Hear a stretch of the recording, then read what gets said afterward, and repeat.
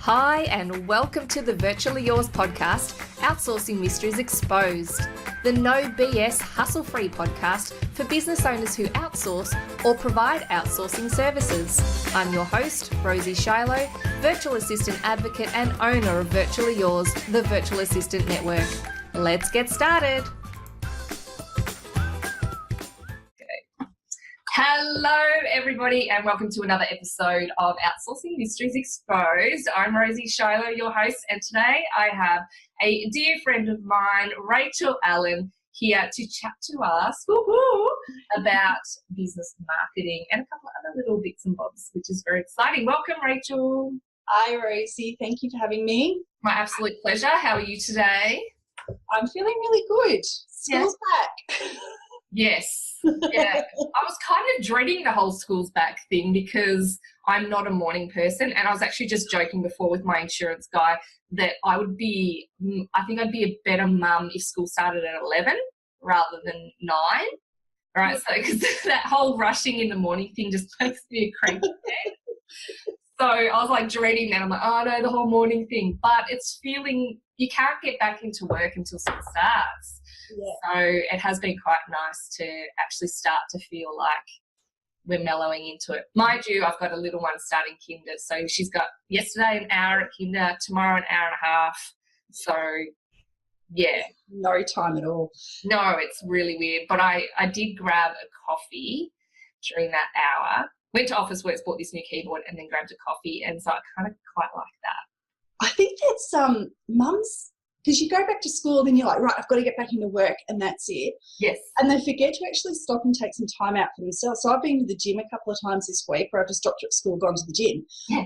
And I'm like, it doesn't matter, like that half an hour or the 40 or hour by the time I get there and then get home again that takes me at the gym is nothing compared to what I can do in the rest of the day. Absolutely. So it's that self-care stuff. You know, we think we've got to go to school, we've got to get back into work, and it's the start of the year and let's just throw ourselves into work. Yeah, which is crazy. And how much more productive are you after you've done that in the morning? Yeah. Unless you come home and have a nap because you're tired. No, you don't do that. And if you want to, get into work. If you want to, I give you permission. You know what actually happened the other day? So it's on topic of what we're talking about now, but not on what we scheduled. I was getting my car washed. I was spending a small fortune getting my 7-seater. Oh my gosh. The more seats you have, the more the cost is to get it cleaned. And over Christmas, you know, we went away a couple of times and we had a few triathlons and all that. So I can imagine how dirty the car was. And they had a look at it and went, yeah, that's going to be $150, but it's going to be immaculate. And I'm like, oh my God, shoot me now. But this place has a cafe inside and a really cool little simple but beautiful, colourful kids area. And so what I do is I bring my laptop and I do a little bit of work while they're cleaning the car, and my daughter plays really happily with the toys. And I sat down with my laptop because, you know, I had time to do some work, and I'm looking at it blankly just going, I don't know what I'm meant to be working on. Like, I'm just blank. And I messaged my team on Facebook. I'm like, guys, I'm at this car wash. I've got my laptop here. I have no idea what I'm meant to be working on. And they're like, oh, okay, so how are you going with this project? How are you going with that? I'm like, yeah, they're okay. No, they're fine. And then one of them goes, here's an idea. Why don't you relax and have a coffee? And I'm like, oh, that is a damn fine idea. I know. Why didn't I just needed someone to give me permission to just do that. Grabbed a couple of magazines, had my drink, turned the laptop off, and I wasn't going to get anything done properly, but this way I actually had some time out and it was so nice. Yeah. We've got to do it, don't we? Productivity in your business. Sometimes it's best to do nothing. Agreed. And I have found over the last 2 years that now people are shocked at how few days I've been working because, you know, I've got the kid underfoot and everything. Because I don't work 5 days, I'm so productive on the days I'm on. Because when I'm off, I'm allowed to be off. Yeah. Whereas if you're plodding along 5 days a week trying to remain productive, that to me is the craziest concept. I don't know who thought of it, but it's just crazy land. It's these people that go to work 9 to 5, 5 days a week, they thought of it. Yeah, well, Yeah, I think they're all trying to get out of it. Exactly. Yeah. And there's been so much evidence to support the idea that 3 or 4 days a week is way more efficient, way more productive, yet there's been no change to support that. It's bizarre. No. So let's get back on topic. Oh, that's all right. I like that topic. I think it's important to remember. Just chill pill, people. Chill. I wrote a book about it. There you go. Have you got a copy of it there? We've got some people will be on audio and some will be visual. So there you go. When business meets baby, I've got a copy here too. And if you, we'll put a link to that in the show notes because you published that. It wasn't last year, was it? It was the year before. 2016 it came out, December. I know, ages ago. Yeah, that feels like forever now. 16. I know. Crazy. Wow. Okay. Great. So today we wanted to be talking about some of that definition of success type stuff, bit of mindset, confidence and all that sort of thing. So we've started on the right foot and then we're going to have a look at some of that marketing. So let's start with what are your views on how people define success? Yeah, I think that this is really personal and you really need to do a lot of soul searching around what it means for you to be a success. You know, for me, I work 4 days a week within school hours in my business. And if I can do that and hit my financial targets, then I feel like I'm a success. If I can change people, help people, change them, empower them to become better versions of themselves in business, then I'm a success. It's like those small things are what turns me on. It's not the fancy car, it's not the big house, it's not the yacht, it's not the massive holidays overseas or all of that stuff. Yep. Even though sometimes it'd be nice, but that's not what I define as success. So I think it's something that's individual for everyone. Yeah, I completely agree. Yeah. Yeah. And I think to understand what success means to you, you really need to work out, well, what do I want? What do I want out of my business? What do I want out of my life? What am I, where am I heading and what am I doing? And when I get there, how am I going to know that I'm a success? And yeah. Yeah. So have you got any ideas around what people can do to help them get that out of their heads? Because we're often bombarded with everybody else's definition of success. So our own definition of success can be possibly quite hidden away underneath this, inundation of, to be successful, you need to be turning over 6, 7, 8. People are going crazy with their figures now. Yeah. You need to be, have, as you said, the fancy car and be going on holidays every other weekend. And so we're being told what people's definition of success is because that dream for the person telling it helps them sell. So, and now that we're all on social media all the time, we see it constantly. So how can we step back and work out our own definition of success? But I think there's 2 things. Do a digital detox. So actually come off all that stuff for a little while just to clear your head, because my newsfeed gets full of, there was someone on there the other day going, I made, $10,000 in my first week in this awesome business and I can show you how. And I'm like, are you for real? Like, seriously, that just doesn't happen in the real world. So unless you're trying to sell a $10,000 program to someone that you're going to tell them how to earn $10,000 in the first week of business. Yeah. So I think, detox, turn off from all of that stuff. I've actually just recently turned off all the notifications on my phone, except for like Vic Emergency and the school app and stuff like that. But everything else I've turned off because it was just doing my head in. And then the second, journal. It's such people have been saying it for years. Just sit there and journal, talk about what, think of yourself in 5 years' time or at the end of your business or whatever. What does your day look like? What does your week look like? Just sort of brain dump what it means for you to be a success in business and where you're going to go. And as you're journaling, the more you journal, the more these free-flowing thoughts are going to come out. Yeah, it can be quite hard to get that started, can't it, if you're not in that as a habit? Absolutely. And do it with, typing on a computer hasn't got the same sort of brain connections as what writing does. Yes. So write it because your hand is connected to your brain and it works better. Yeah. You think that by now evolution would have allowed us to put that typing connection into our brain. Give it another generation, I think, and that maybe our kids will be like that, who have grown up on devices and stuff. But where the brain goes, that's where A is. Okay, cool. So I think that they're the two, like, just detox, get away, and really reconnect back with who you are instead of who everyone, looking at everyone else's highlight reels, and journal and just keep writing until suddenly one day you go, that's what it is. Mm-hmm. It's not an exercise you can do in 10 minutes or whatever. It's an evolving thing, and it changes. Yeah.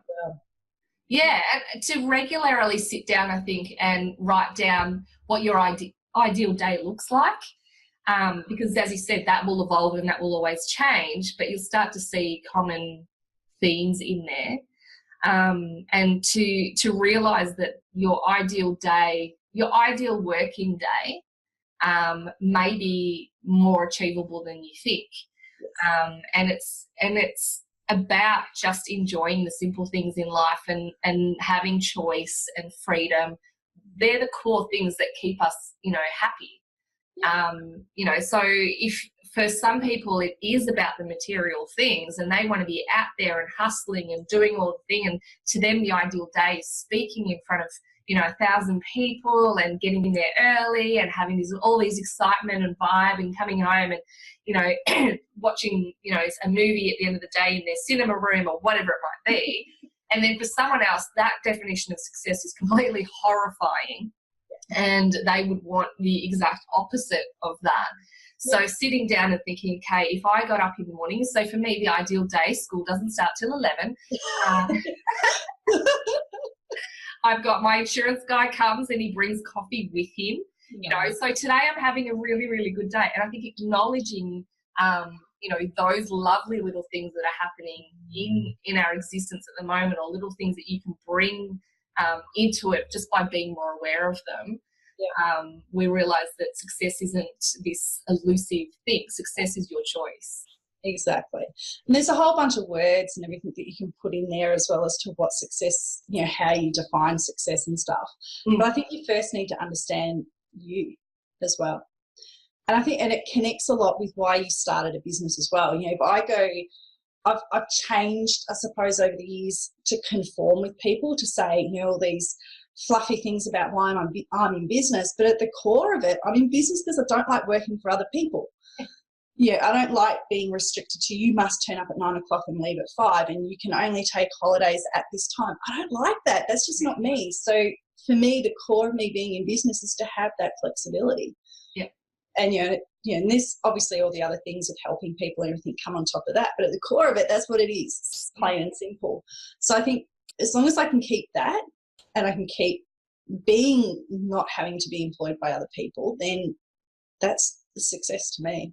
Yeah, being able to pay your bills with that freedom and flexibility, I agree. It's been the same thing, because obviously the other benefits around that, around being able to go to school activities and all that all comes under choice and flexibility. If you've got a headache, you're feeling crappy when you wake up, not having to go and get a bloody certificate from the doctors, to me that is just so counterintuitive. I know. And having to explain your, how many hundreds of days a year to somebody else, to me is just torture. And so I always joke about how I'm completely unemployable, because and I'm proud of it, because I've been able to, we're raising a family, we're paying off a mortgage, my husband and I are both unemployable, and yet we're making it work because we're driven by something different, and we know that, and we're making that our reality. But you've got to know who you are and what drives you, and what your core values are. Yeah. And what you're doing, like why, and it's that motivated, because business goes like this. You have days where you go, I'm killing it today, this is awesome. And then you have other days where you go, what am I doing? And you can have 1 hour where you're killing it, and then the next hour you're like, oh my God, what am I doing? So I think you get to a point where you go, you've got to have that, what am I doing this for? What's the bigger picture? Where am I heading? What does success mean to me? And have that as your motivation just to keep going through those days where you're going, oh, what am I doing this for? Yeah. Yeah. You've got to have a big why as well as your ideal day, I think. Yeah. Yeah. And to me, all of that's just encompassed in success. Yeah. And so confidence and intuition coming to that, that's something that you like to touch on in the sort of training and stuff you do. And I actually should come back after we talk about this, about how you work and what you do, so people can get to know you a bit better. But what are your thoughts around, business, women, confidence and intuition? I think there's so many women out there in business who are being held back by themselves. Mm-hmm. The people that are stopping them is them, and it all comes down to confidence. The confidence to jump on a recording and do a podcast, jump in and do a webinar, jump out and do a live event, to speak, to write a book, to create a blog, to do your website. I talk to women who, they've got all these excuses as to why they can't step up and just be that little bit better. And I know they can do it. Yeah. And it's just pushing them gently. And I had a client come to me at the end of last year, and I said to her, I want you to go away and I want you to think about your big goals for next year. And she came back to me and she said, I want this goal, this goal, this goal. And I'm like, oh yeah, that's really nice. So what, there's something missing. What do you really, really want to do? And she goes, I want to speak in front of people. And I went, but you didn't write it down? She goes, because I don't feel I can do it. Oh. Right. So next year you're going to go speak at a conference. We picked a conference. We picked everything out, and then I set her tasks about going, and she went to a speaker workshop. She has written out a keynote speech, and I'm like, right. So next week, we're meeting in a couple of weeks' time now. You're going to contact those organisers. So it's just, it's that, and the only thing that's holding her back from doing it was herself. Yeah, yeah. And she didn't even have the strength to write it down. But that's epic. That shows the level of the lack of ability to commit to something that scares you is even putting it to pen and paper. Yeah, yeah. And I really believe that you have to do something. If there's people who say, do something that scares you every day or every week or whatever, but I know as mums we get caught up in life. Yeah. So do something once a month that scares you. Talking before about a triathlon, making you feel scared before you jump in and do it. So do something that scares you like that. Yeah. And it doesn't have to be big. It can be a small thing. Some people, going to a networking event scares them. So go to a networking event once a month, and then the more you go to, the easier it gets. Yeah. So it's that building your confidence, and it doesn't mean jumping out of a plane necessarily. It's just do that thing that you've never wanted to do. Yeah, or never thought you could do. Yeah. Yeah, exactly. Well, I never in my wildest dreams ever thought that I would call myself a triathlete, right? And I find that term still hilarious, because athlete and me are just it's just that's funny. But because I'm doing the events, technically I'm a triathlete, and it's terrifying. And every single time I go, I just feel so nauseated. And then I get in there with everybody else who's feeling exactly the same way. Yeah. And we all just keep moving forward together, and it's brilliant. And you finish and you just go, oh my gosh, I am a superhero. Of course. It's amazing. And I think the key that you've got there is you've got support as well. You've built that support in around you, so that when you turn up at triathlon, you do it because everyone else is there, supporting you along. Yeah. Yeah. You've got to have the right communities around you and people around you. And that is probably one of the keys to helping you if you're struggling with your confidence, is making sure the people around you are lifting you up and not pulling you back down again. Yeah. But at the same time, you can't blame everyone around you. You've still got to be the one who takes that first step. You've got to take responsibility for yourself at the start. Yeah. I was at a conference last year, and someone actually said at the conference that they're in this room of women, and they felt that we were like barrels of monkeys. You've got the monkeys above pulling you up, and then you're pulling other people with you. And I'm like, I love that analogy, because that's what we've got to do. We've got to be pulled up by people, but we also have to pull others up with us. I want to put a barrel of monkeys behind me now. I love that. Actually, Joy's got a barrel of monkeys somewhere. But yeah, I think it's a great analogy. I just loved it. That is brilliant because it's fun, it's colourful, it's simple, but it's powerful. Oh, absolutely. And it's, it's like giving and taking. Yeah, because you're holding on to someone and you're holding on to someone, and that's what we do. It's absolutely what we do. Yeah. And that's where, if you're building that support around you, you know that you can step out, and if something goes wrong, there's someone there to catch you, to lift you up again. Yep. So I think that support around and building your own confidence is so important. Yeah, absolutely. And yeah, women are more likely to look at they identify their flaws like that. It's the easiest thing, but to identify their strengths, they've got to ask other people. Nah, the excuses that I hear coming out of women's mouths, it's like, oh my gosh. Yeah. I'm the queen of excuses when I get going as well. Yeah. Yeah. We've all got it in us. But, again, my support community around me goes, that's more excuses. And you go, yeah, okay, you called me. Yeah. Yeah, you need to have a community that lovingly calls you out. Yeah. My community, my little group of people who I work closest with, will lovingly say, Rosie, I call bullshit on that. Yeah. And they do it lovingly and hard-assedly. And we always joke about how, if you can picture, there's GIFs and stuff, those little video thingies. Every time you see those ones where there's a little penguin and there's always one penguin that shoves another penguin into the water or pushes down a hill, I always joke that that's me because I'm like this lovely, cute penguin, and then I just go, nah, you're doing it. You go, okay. But it's like, and you've stepped up in your business, and those people who do step up and keep on putting themselves out. My first book I wrote, it was my story, and I felt so emotionally connected to it. It was one of the hardest things to hand that manuscript over to my editor. Yeah. But I've done it, and it feels so good to have done it. And the people who've read it have changed things in their life about it. So, the more that you can step out and the more you have confidence to do that, the more you're going to change the people in your world as well. Yeah, the bigger your impact. And it's funny because you won't realise, I see this every now and then, I'll think, look, I'm just doing what I'm doing. And then I'll get a message from someone saying, what you've been putting out there has had a massive impact on me. And, this is why, blah, blah, blah, blah. And then I have a big teary because it's so beautiful. And I'm like, that's my definition of success. Woo! And that's brilliant.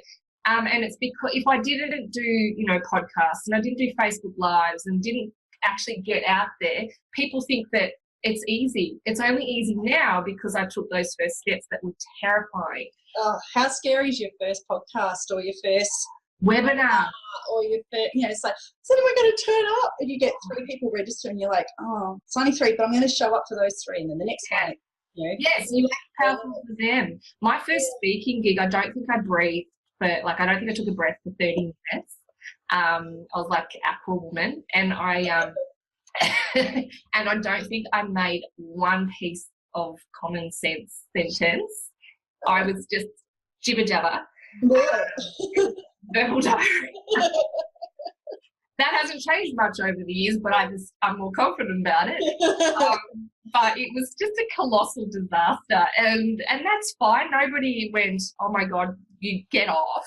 But at the same time, it's I knew that it was a shocker, absolute shocker. But it was my first step, and that's massively important. And I'm still alive. I didn't die of embarrassment. Yeah. Nothing happened afterwards that was good, bad, or ugly, except that I had done the first one. And I knew the importance of stopping and taking a breath was the priority in my next one. Yeah. And so each time I went, well, that needs improving. And so I just add to each time I do something, try and add, a level of quality or whatever to it, because you've got to just step up. You've got to do it, and then if it's crappy, you get a good story out of it. So there's no losing. And start in a support, somewhere where you're going to get support when you step out and do it for the first time. Yeah. Well, see, I didn't know anybody in the room, but luckily I never knew them and I never saw them again. Yes. I took on the role of chair at a local women's association just so that I could stand up in front of the room every time we met, every monthly lunch, and speak. And I found, I used to be a not breather, and then I would gasp for breath, and then I'd sound nervous, and then I'd be like, everyone thinks I'm nervous, but I'm feeling quite comfortable. But everyone thinks I'm nervous, so now I'm going to be nervous. Yeah. So yeah, I learned to breathe. And then you start breathing and you fill every other gap with because you're terrified of silence. Yeah. Best thing I did actually for speaking was join. I was just going as a guest most of the time because my husband was a member. Was of BNI, because BNI you do your little infomercial every week, and every time, I haven't been for years now, but whenever there was a new person that would come, and this is me as well, you would see them stand up and every part of their body is shaking, and they're an adult, and you would never have thought in your wildest dreams that other adults, male and female, would be terrified to stand up for 30 seconds and tell us what they did. But we all are, and then you get more and more confident as you do it. And in the end, you just get up and go, hey, this is me, la, la, la, la, and it becomes second nature. Exactly, yeah. That's just stepping up all the time. Yeah. And business is about that. And I think if you're not stepping up, you're stagnating as well. Yeah. And you're not serving yourself at all if you do that. So let's have a look. If you can let us know a little bit about what you do in your business. And how you've gotten to where you are today, which is probably what I should have started this with. Yeah, well, look, I help businesses with their marketing, basically, to help them understand it. You talk about those warm moments. I had a client of mine who I've done a bit of work for, and she's done a couple of my programs and stuff, and she messaged me over the Christmas holidays and just said, I just wanted to let you know that you've made marketing fun for me. And I understand it, and I'm applying it to my business, and I'm, seeing changes, and I understand now that marketing is so important, and to get it across my whole business. And I'm like, that just filled me up. And as soon as she said marketing's fun, I'm like, well, it is. Yeah. And we make it complicated. So I help, my clients with their marketing, also stuff that's holding them back from putting things out. So we tend to go in a lot of mindset stuff. We tend to do a lot of balance work. So I can work in two ways. I do just straight out coaching with clients, and then the other way is that we actually can take on all your marketing. So we step you through downloading your brain about what you want in a marketing strategy, basically, but making it fun. Doing a template, but a template that's unique for you as well. So none of this, just copy and paste stuff. Yeah. And then just look after your marketing for you, or in partnership with you. So we call it a partnership. Yeah. Because I'm a strong believer that we've had clients in the past who've just gone, oh, you're going to do all my marketing. And then they hand it over to you and walk away. And it's like, hang on a minute. This is so part of your business. What are you doing? Yeah. Yeah. Okay, so one of the things that I wanted to touch on, so I love that you do, the whole partnership thing with people, and they're working on their brand and their message with you, because that just makes life a lot easier. It can be actually quite hard to market yourself, easier to market other people. And you've got some marketing tips to share today, for example, around savvy research. You want to elaborate on that? Yeah, look, I think this really encompasses what we've kind of already spoken about today, but I think that we've got a marketing model that we use on all of our clients, and it's around research strategy campaigns. So it's that top level stuff before you get into your marketing funnels. And the research, or having savvy research, is about understanding your business and understanding how you fit into your business as well. Yeah, yeah. And understanding your products, your services, your customers, your competitors, and yourself, basically. Yeah, it's amazing how many people can't answer questions around that. I know. It's like, who are you, competing against, but also get down to your products and services. And I'm working with a client at the moment. They have so many products and services that it's stretching their business thin. Yeah. Like, if you want to keep all these products and services, you need to resource them more, or let's just get down to what's making you money. Yeah, exactly. One of the analogies that I've used recently is, when you go into a restaurant, say you go into a Thai restaurant, and it's like the whole Thai thing, and you know that it's going to be delicious Thai food. And then you go into another restaurant and they do fish and chips, they do Chinese food, and they do a little bit of sandwiches or something like that on the side. And you kind of go, so what are you actually really good at? You know, is this going to be awful fish and chips or is this going to be awful Chinese? You know, like it's once you start doing everything, everyone goes, okay, so this is sort of a little bit of half-assed everything instead of, you know, this beautiful, simple, targeted something. And you go in there and you think, food poisoning, possible, you know, and that's not the way you approach a nice restaurant that knows what they're actually delivering. Absolutely. And it comes back to people who go, my customer's anyone. Yeah. And you go, but it's not anyone, like it's not going to be everybody that's going to come into your business and like it. Like that's just not the way it is. Yeah, and then that's when you say to them, okay, so I've got a lady who lives across the road. She's probably, you know, late 80s. She's kind of been in and out of hospital recently. Is she a target market? No. So there's one out. Shall we go through the whole street? Exactly. It's like, it's not everyone. It's just it's like really, if you understand who your customer is, you know, writing ideal clients, avatars, profiles, whatever you want to call it, then everything, you know, you can then fit your products and services to those customers. You can look at who your competitors really are, and it could be not necessarily people who are in your thing. So, you know, think of swim schools, for example. It may not be that it's another swim school. It could be that you're competing against the soccer club and the dance club and, you know, all these other places that are taking your customer away from you. So I think it's just that being really savvy with understanding all about your business and getting that foundation there. Yeah. And so with that, that's a great example. You know, what's the pain that you're easing? What's the solution and outcome that you're providing? And what other options do people have to satisfy that same sort of criteria? What makes you different? Yeah. So looking at dynamic strategies, so goals to make sure that you're moving forward. You've got some. Why would you bother doing that? Yeah. So if you don't have a goal in place, you don't know where you're heading, basically.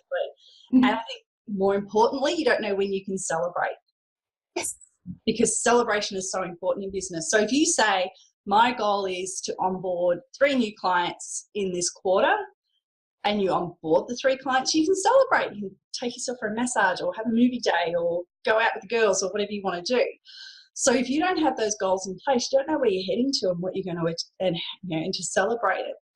And when I talk to people about their marketing, it can't just be standalone. So we look at business goals, we look at life goals, and then we come into, well, how does your marketing goals fit in with that?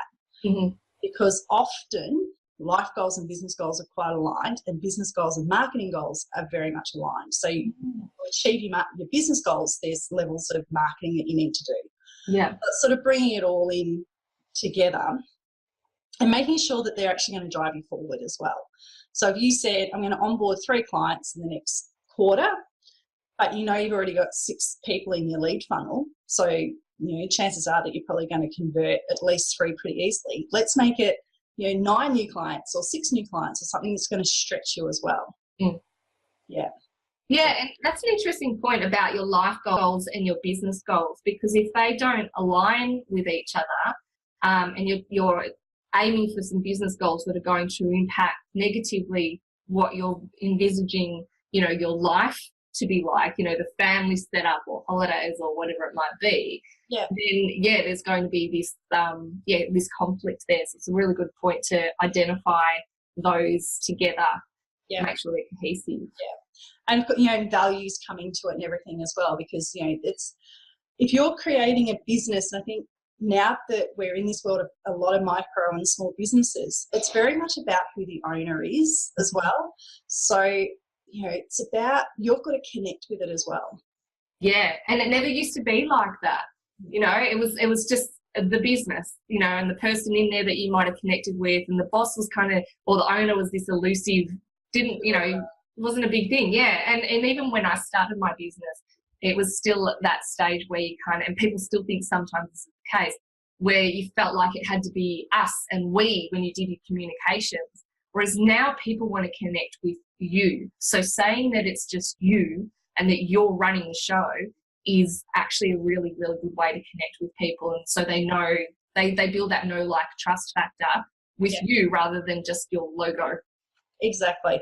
And look, 15 years ago when I started my business, it was definitely about the branding, and I created beautiful branding, and I had a business name which was Visionary. And Visionary evolved over the years into doing different things, and it all sat underneath the same branding, and it was fine. And we were talking earlier offline that last year I changed and I got rid of Visionary, 14 years of having this one brand, and I took it away, which was kind of hard. Yeah. But I knew that I had to move forward as well, and that moving forward meant that I had to brand under my own name.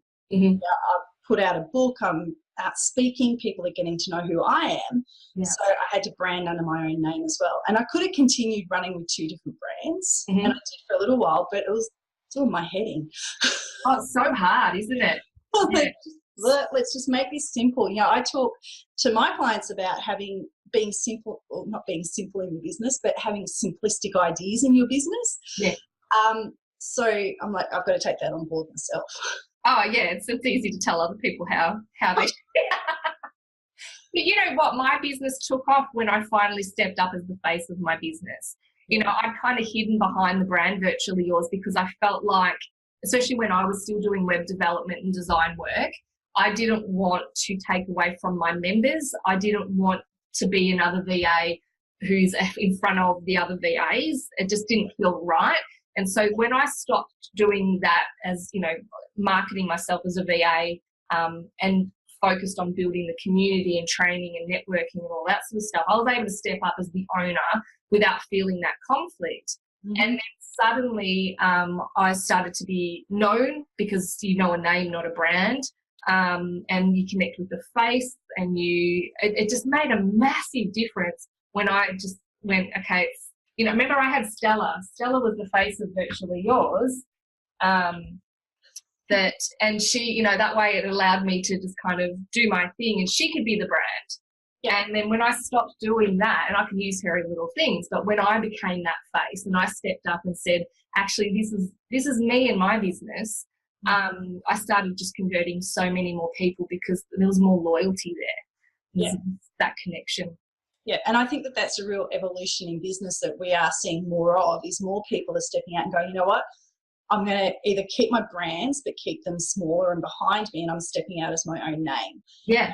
And that's about connecting with your audience and putting that personality there. And look, and I know I work one-on-one with all of my clients. So and I have a limited number of clients that I work with because I am one-on-one with them.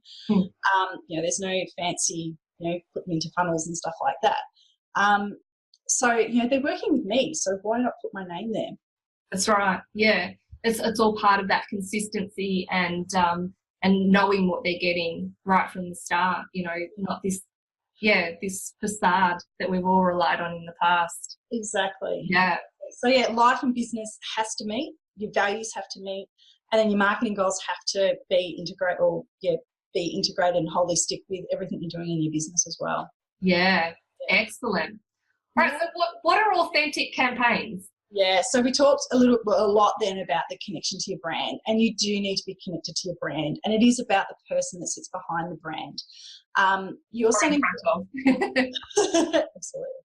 You also need to bring passion into it as well, because if you're not passionate when you go out and sell your business, people are going to see right through that, and that's where your authenticity comes into it. If your business and your life values and goals are all aligned, and you truly understand why you're in business and what you want your business to deliver to people, then you're going to be authentic when you go out and sell that message. Yes. And if you're whiffle waffle, and I've been there where I've been changing my business and evolving as a person, I've gone out and gone, I've written a book and I do marketing for people, and how would you like me to help you? And I'll help you. Yeah. I'll be whatever you want. So the more that you can become refined in all of that, the more authentic it's going to be, and the more people are going to connect with you. Yeah. Yeah. You don't want to give them the job of working out how you can help them. No. I've said this story many, many times. I had someone who needed some VA work, and I liked her, and I said, well, tell me how you can help me in my business. And she said, I can do anything. And I went, oh, that's too hard. Yeah. I'm busy. I was trying to help, and she gave me a job to work out how she could fit in, and I'd have to guess and hope that was what I came up with would align with her when she needed to say what she could offer. And that's her job to figure out, you know, who the target market is. It's not the client's job to figure out what you do. You need to be so clear about it so they can go yes, no, and, oh, that person over there needs that. Yeah, exactly. Yeah. So I think if you're authentic, and part of that also is, you know, if you're hearing you need to go out and do a Facebook Live and you step out and do it, and then you do it, but it is just so not you, your message isn't on point, it just, sometimes you just don't have to do it because everybody else is doing it as well. And, you know, I was involved in a conversation in a Facebook group around how Facebook Lives have become diluted as well, that everybody's doing them, and there's some really poor Facebook Lives that are out there that people are tuning out to them now. Yeah. You've got literally about 10 to 15 seconds for people to decide if they're going to listen or not, and then about 45 seconds later they're going to decide again whether they're I've had enough now. So yeah, it's about being authentic to you, to your messaging, to who your audience is as well. You know, not everybody's audience is hanging out on Facebook. They're not all on LinkedIn. You know, it's, you know, you've got to go where your audience is as well. Yeah, otherwise it's just going to be a party of one, and it's like, hello. I'm not making any money, but I'm out there doing my Facebook Lives. Yeah, and if you know who you're doing it for, and that they're just, that's what they were after. I mean, I do with my 1 week intensive, you know, I do a Facebook Live for an hour a night from Monday to Friday this 1 week at 8 o'clock at night, because that's when these women have got the kids down to bed, or they've got home from work or whatever. So it's the right time for them. And they sit on that call, on that Facebook Live for an hour, and they all chat and interact and everything. Now, if I picked a different time or a different location and didn't target the right people, then I'd be sitting there talking to myself for an hour. Exactly. Yeah, definitely. So once you've got all of that, that's kind of your big picture marketing stuff. And then you get into, you know, what a lot of people call marketing funnels or sales funnels, or all of that sort of termy stuff. And to me, that's the sales part of your business. And that's where, you know, you're getting people and you're dragging them, well, not dragging, you're encouraging them through your funnel. Nice. Dragging them, kicking them, dragging them. That's the old method of marketing. The new one is that you're pulling them, pushing, coercing them, getting them interested in you. And I think a lot of that, you know, you really need to play to empathy as well, you know, because you're getting in the head of your potential customer. So you need to be empathetic to what they're doing, where they're at in their life, and also be grateful. Yes. And just to continue, you know, McDonald's upselling, you know, do you want fries with that? You know, it's like, how can you continue to nurture people who are in your funnel, who have made a sale, or even people who are connected with you who they may never ever buy with you, but they're going to be your number one fan, and they're out there referring everyone to you. Yeah. So it's about, you know, having that, being empathetic to people who are in your funnel, and being grateful that they've signed up to your newsletter, or they're following you on Facebook, or they're, you know, attending your free webinars, or whatever they're doing, just to be grateful. Yeah, exactly. You just cannot take it for granted. No. Yeah. And I know the number of times that I might do all this free stuff with people, and then they go, and you're going to buy from me? And I'm like, oh, actually, I'm not ready to buy from you just yet. And they drop you. It's like, but I might come back and buy from you. It's just not right now am I ready to buy from you. So can you keep me, you know, in the loop? Keep me in the loop. Still, you know, make me feel that you're grateful that I'm still following you and stuff. Yeah. I mean, how often do you see it? I've been in business for my 14th year and 15 for you. And I've seen time and time again where there'll be a touch point here, and then a year or two later, someone will go, oh, now's the time. I remember I met you 2 years ago, or I saw something that you did, or attended a webinar, and they've stayed in contact or whatever it is. And then they go, oh, now I'm ready to buy, or, oh, here, I've got a referral for you. Yeah. You just can never discount them. And plus, we're all here to make an impact. And if we can be impacting them anyway, even if they never come and buy, then that's part of our why we're here. Mm-hmm. Absolutely. And I think you sort of get into mainstream thought around marketing funnels, SAR funnels, click funnels, all that. And it's just about the numbers. It's just about getting people in and growing your followers and your likers. And yes, that's important, but actually being grateful that they're there as well. Yeah.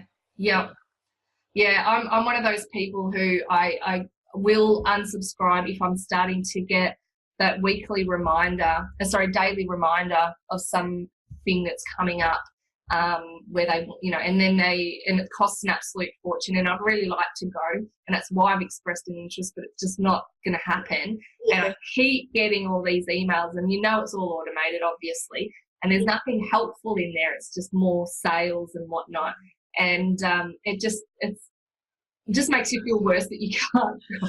It's like, can't I click a button saying, dead set, there's no chance I'm going to this, but possibly in the future, if you don't, harass me, I would be looking at coming. Where's that button? Yeah, put me on that newsletter list that you send, once a month or every couple of months, just not the every week thing. Yeah, I can't handle the every week thing. It does my head in. Mind you, I'm so inconsistent with my newsletters. I actually send them out when I've got something to say. So some weeks there might be one or two, because it'll be like a new blog post, or it might be something like a recording that's available or something like that. And then the next week there'll be nothing, because I'm not going to make up stories just to email you. But I think also that's okay, because when you are sending them out, people are going, what's Rosie got to say today? Yeah. And you're going to have a higher chance. Another one. Yeah. Than if you're just churning every stuff out just for the sake of it. Yeah. And it took me a while to be okay with that. It's like, I've got to be consistent, and because consistency is great, but I'm consistently inconsistent. And so, that's got to count for something. But yeah, I find that, where our inboxes are always inundated. So if I'm getting emails that don't actually say anything that's useful to me, then I'm going to unsubscribe. And I have no issue with people unsubscribing from my newsletter either, because I used to be like, oh my God, someone unsubscribed.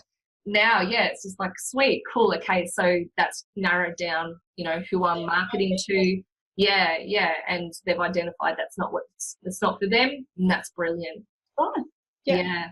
Again, be grateful. Yeah. That they're not just sitting in there being a number. Yeah, exactly, doing nothing with it. And with me thinking, oh, yeah, there's something there, and it's not. Yeah. You just don't need that. Yeah. So, all right. So what else do you have to say to us before we wrap up today around marketing? I love talking this stuff with you. It's beautiful. Look, I really think that you've got to be confident, and you've got to go out and sell yourself. And it doesn't matter what you're doing in business, it's about you. And you really need to step up and get some support around helping you to do that. Really understand who your customer is, understand yourself, set some goals, if nothing else, just so you can celebrate. And don't set too big of goals that you're never going to achieve them, but set some goals that will stretch you as well. Yeah. And just be authentic when you're out there talking to people, and show your passion for what you do. And if you're not passionate about what you do, then maybe you need to look at what you're doing. Yeah, and adjust it. You can really tell the difference in a room of people who is feeling completely aware of who they're targeting and what they're doing. And look, they may be faking the confidence bit, but they know who they're marketing, and you can tell the people who don't. And it's okay if you don't yet. You've got to work on it.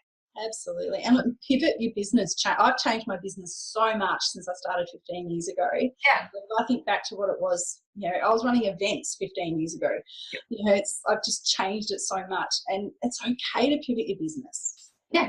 Yeah, as long as you keep communicating with people. I mean, you've seen my business evolve, and I've seen yours evolve over the years, and we've always stayed in touch, always, made sure that we're there for each other as needed. And it's never a bad thing to pivot when you need to. I think identifying that and making it work for you, bringing it around so it works for you, and so that you're able to connect with the right people is what is going to make it so that you don't just throw in the towel and say this is too hard. Yeah, definitely. Yeah. One of the things we were talking about last year, I remember, was it was at that point where I feel like I don't know if I'm just seeing less of it now, or if there actually is less of it now, is around, and we touched on this right at the start, how everyone is selling the dream and putting pressure on,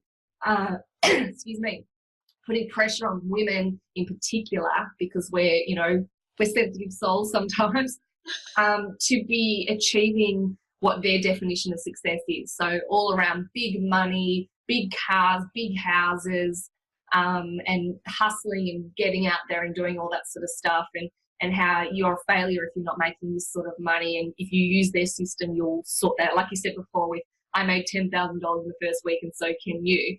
I'm seeing a lot less of that out there now, and I think there's more of a trend and more awareness from people. There's been so many who have been stung by it, that it's coming around a bit more to be where people are finding support and connections around them that are more authentic. Are you finding that?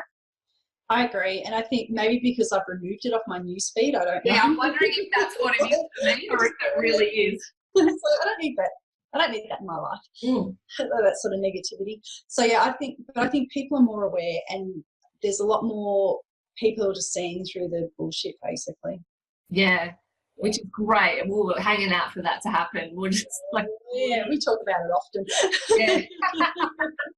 I do feel like the business world is a lot nicer place at the moment, which is good, because it was feeling very inundated with the negativity for a while there. Yeah. But now I'm just seeing some really beautiful businesses thriving and communities thriving, and that's just makes all of the stuff that you've talked about today that little bit easier. Absolutely. There's some beautiful people in business out there, and women doing some really awesome, inspiring things. Yeah, absolutely. Yeah. So where can my listeners find you if they want to connect with you? rachelallan.com.au. So I'm on Facebook, I'm on LinkedIn. I play a little bit on Instagram, but I'm not really active there. Funky girl. Yeah, but I don't play. And yeah, and obviously you can subscribe to newsletters or whatever as well. But yeah, reach out, say hi. Beautiful. We'll put links to that as well in our show notes. And we realised before that spelling of your surname is very important in your website. So Allan is Allan. Yes. And we'll put those links in there. And I just want to thank you so much for sharing your thoughts today. It's been really, really lovely. Thanks, Rosie. As always, it's beautiful to speak with you. Yeah. Hey, thank you for listening to the Virtually Yours podcast, Outsourcing Mysteries Exposed. Between now and our next session, I know you're going to be hanging out to take some action on outsourcing in your business, so head on over to virtuallyyours.com.au and you can download some information there about the best ways to outsource for business growth. If you're a virtual assistant, make sure you join us. We have an amazing virtual assistant community at Virtually Yours, Aussie VAs connecting and helping each other grow. Have a fantastic day, and I'll see you at the next podcast.